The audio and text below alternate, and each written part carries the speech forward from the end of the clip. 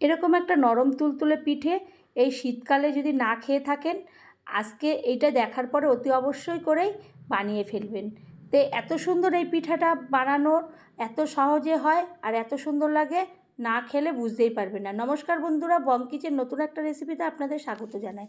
আমি যে রেসিপিটি করব সেটি এক দুধে ভেজানো সারস পিঠা। তার জন্য আমি যা যা উপকরণ নিয়েছি দেখাচ্ছি। এরপরে আমি একটা বাটি নিয়ে নিলাম, বাটির মধ্যে দিয়ে দেব আমি লবণ, 2 চামচির মতো ছোট লবণ দিয়ে দেব। তারপরে 1 বাটি দিয়ে দেব ফেটানো টক দই। তারপরে দিয়ে দেব 2 চামচের মতন চিনি। তারপরে ওটাকে একটু প্রথমে লবণ, চিনি আর টক দইটাকে ভালো করে একটু আমি কাঁটা চামচ দিয়ে ঘেঁটিয়ে নেব। তারপরে দিয়ে দেব আমি এর মধ্যে গুঁড়ো আমুল স্প্রে দুধ। এটা দেওয়ার পরে দিয়ে দেব 2 চামচের মতন আমি ময়দা। এইটা দিয়ে আবারও একটু আমি ঘেঁটে নেব। সমস্তগুলো একটু করে দেব আর ঘাঁটবো। এরপরে 200 গ্রাম দিয়ে দিলাম আমি সুজি। সুজিটা দিয়ে ভালো করে নাড়াচাড়া করে নেব আর দিয়ে দেব জল। জল দিয়ে আমি আবারও ওই কাঁটা চামচটা দিয়ে ভালো করে ফেটাতে থাকবো। তারপরে দেখব আমার জল আরও লাগবে, তখন আমি আবারও জল দেব। জলটা দিয়ে ভালো করে ফেটিয়ে নেব। ফেটাতে ফেটাতে যখন দেখব মোটামুটি একটুখানি সমস্ত উপকরণগুলো একসঙ্গে মিশে গেছে, এইভাবে আমি ফেটাতে থাকবো। আর চ্যানেলটি সাবস্ক্রাইব না করলে সাবস্ক্রাইব করবেন, লাইক শেয়ার কমেন্ট করবেন, পাশে থাকা বেল বাটনটি টিপবেন, তাহলে যে কোনো রেসিপি আপনাদের কাছে সবার আগে পৌঁছাবে। এরপরে আমি একটা ঢাকনা চাপা দিয়ে ঢেকে রাখলাম। তারপরে 10 মিনিট পরে ঢাকনাটাকে তুলে আবারও আমি ভালো করে কাঁটা চামচ দিয়ে ফেটিয়ে নেব। তারপরে দিয়ে দেব 1 চামচির মতন বেকিং পাউডার আর 1/2 চামচির মতো বেকিং সোডা দিয়ে আমি ভালো করে ওটাকে ফেটিয়ে নেব। এক হাত দিয়ে ধরবো, এক হাত দিয়ে কাঁটা চামচ দিয়ে ভালো করে ফেটাতে থাকবো যতক্ষণ না ওটা একদম নরম হয়ে আসে আর একটু ফেনাটে ভাব আসে, বুঝবো তখন আমার একদম এই ব্যাটারটা ঠিকঠাক তৈরি হয়ে গেছে। ততক্ষণও আমি এইভাবে নাড়াচাড়া করতে থাকবো।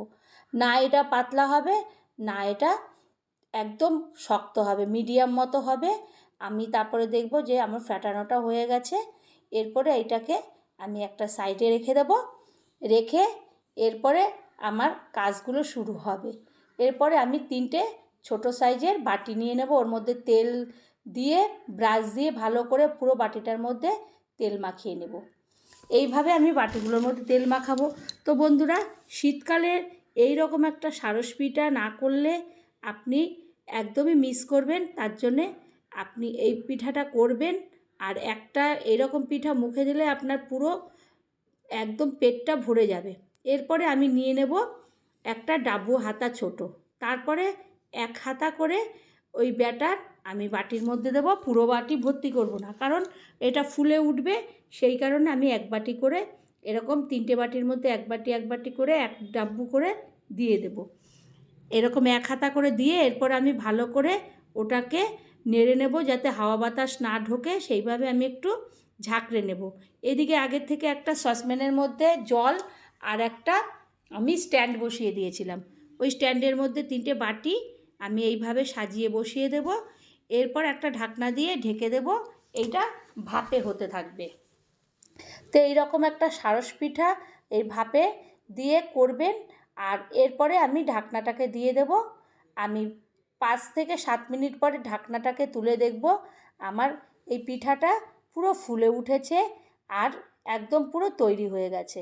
তখন আমি একটা সাঁড়াশি দিয়ে ওটাকে তুলে নেব একটা থালার উপরে। তুলে আবারও 3টে বাটির মধ্যে আমি এইভাবে দিয়ে এরকম করে 3টে বাটির মধ্যে দেব। একটা ডাব্বু করে দিয়ে দেব। দিয়ে ওটাকে আবার জলের ভাপে আমি ভাপিয়ে নেব। তারপরে আবারও আমি 3টে বাটি দিয়েছি, দিয়ে আবারও জলের ভাপে ওটা 10 মিনিটের মতো হয়ে গেছে। আমি এখন আবার ওটা তুলে নেব।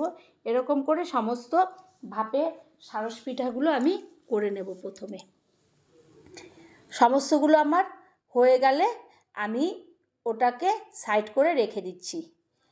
এরপরে আমি ওটা যখন একদম ঠান্ডা হয়ে আসবে তখন আমি উবুড় করে দেব। দেখব একদম হাতের মধ্যে পিঠাগুলো আমার সব উঠে আসছে, সাইড থেকে ছেড়ে গেছে এবং যেহেতু তেল দেওয়া ছিল আর সুন্দরভাবে উঠে আসছে আর এত নরম তুলতুলে হয়ে গেছে যে একটা কেকের মতন দেখতে লাগছে, একদম নরম তুলতুলে। তো এইভাবে আমি সমস্তগুলোকে করে নিয়েছি, চারিপাশ থেকে সুন্দর নরম আর জালিদার হয়ে গেছে, চারিপাশ থেকে জালিদার পুরো সুন্দর হয়ে গেছে, একদম নরম তুলতুলে মতন। এই পিঠাটা আমার প্রথমে ভাপের মতো হয়ে গেছে। এইভাবে আমি সমস্তগুলোকে রেখে দেব। সমস্ত পিঠা আমি একটা থালার মধ্যে রেখে দিলাম। এরপরে একটা কড়াই বসিয়ে দিলাম। কড়াইয়ের মধ্যে আমি দিয়ে দেব চিনি 1 বাটি। চিনিটাকে দিয়ে আমি ক্যারামেল তৈরি করব। তারপরে খুন্তি দিয়ে আমি ভালো করে নাড়াচাড়া করে নেব, আর চিনিটাকে আমি গুঁড়ো করে নিয়েছিলাম। তারপরে আমার তখন দেখব যে চিনিটা আস্তে আস্তে একটু কালার চেঞ্জ হচ্ছে, একটু লালচে মতন হয়ে আসছে। তখন আমি ততক্ষণ পর্যন্ত নাড়াচাড়া করে যাব এইভাবে ক্যারামেল যতক্ষণ হবে। এরপরে আমি ওর মধ্যে দিয়ে দেব 1/2 লিটার দুধ। দুধটাকে দিয়ে দেব, ক্যারামেলটাও ওর মধ্যে একদম হাতার মধ্যে লেগে যাবে। তখন আমি 2টো মুখ ফাটানো এলাচ দিয়ে দেব। দিয়ে আমি ভালো করে নাড়াচাড়া করে দেব। খুন্তির মধ্যে ওই ক্যারামেলগুলো লেগেছিল, সেইগুলো আস্তে আস্তে দুধ গরম হতে খুন্তি থেকে ছেড়ে যাবে। তো এইভাবে আমি দুধটাকে ভালো করে নাড়াচাড়া করে নেব। তারপরে আমি দিয়ে দেব ওর মধ্যে একটু খেজুরের গুড়। গুড়টা দিয়ে, যেহেতু এখন শীতকাল, একটু খেজুরের গুড় দিয়ে করলে খেতে ভালো লাগবে। তো তারপরে আমি আবারও ওইটাকে ভালো করে নাড়াচাড়া করে নেব দুধটাকে। এরপরে দিয়ে দেব একটু গুঁড়ো দুধ। গুঁড়ো দুধটা দিলে একটু ঘনত্ব হবে, দুধটা পাতলার থেকে একটু গাঢ় মতন হবে। এরপরে আমি এইভাবে নাড়াচাড়া করে সমস্ত ওটাকে একটা ক্ষীরের মতন তৈরি করে নেব। এরপরে টকবক করে ফুটতে থাকবে আর আমি নাড়তে থাকবো যাতে না ওটা তলায় ধরে যায়। তো এইরকম একটা পিঠে আপনারা করলে ছোট বড় সকলে খুবই ভালো খাবে। এবং কেউ স্কুলে এটা শুকনো অবস্থায়, ভাপানো অবস্থায় আপনি টিফিনে দিয়ে দিতে পারবেন, একটু গুড় দিয়ে কি চাটনি দিয়ে সস দিয়ে। আবার এই দুধে ভিজালে সেটাও খুব ভালো লাগবে। এরপর আমি ওটাকে, যেই টকবক করে ফুটে উঠবে, আমি ওটা দুধের মধ্যে ভিজিয়ে নেব। ভিজিয়ে উল্টে পাল্টে দেব। আর ওটা তো খুবই নরম হয়েছে, আর দুধে ভিজে আরও নরম হয়ে যাবে, দুধ ঢুকে যাবে, মিষ্টি ঢুকে যাবে, সমস্ত কিছু এইভাবে আমি টকবক করে ফুটিয়ে নেব। ফুটানো হয়ে গেলে কিছুক্ষণ পরে আমি গ্যাসটাকে বন্ধ করে আমি একটা প্লেটের মধ্যে একটা ডাব্বু হাতা দিয়ে ওটাকে তুলে নেব। কারণ অন্য হাতা দিয়ে তোলা যাবে না, ডাব্বু হাতার সাইজ মতন তুলে নেব। তুলে আমি একটা প্লেটের মধ্যে সার্ভ করে নেব। তো ঠান্ডা হলে তারপর আমি একটা চামচি দিয়ে এটাকে যখন কাটবো দেখব ভেতরে এত জালিদার আর এত রসালো, পুরো দুধ ঢুকে গেছে, আর সুন্দর পিঠাটা নরম তুলতুলে, একদম খুব ভালো নরম হয়ে গেছে একদম। তো বন্ধুরা, যদি আমার এই সারস পিঠাটা আপনাদের ভালো লাগে, আবারও কোনো রেসিপিতে দেখা হবে। ততক্ষণের জন্য ধন্যবাদ।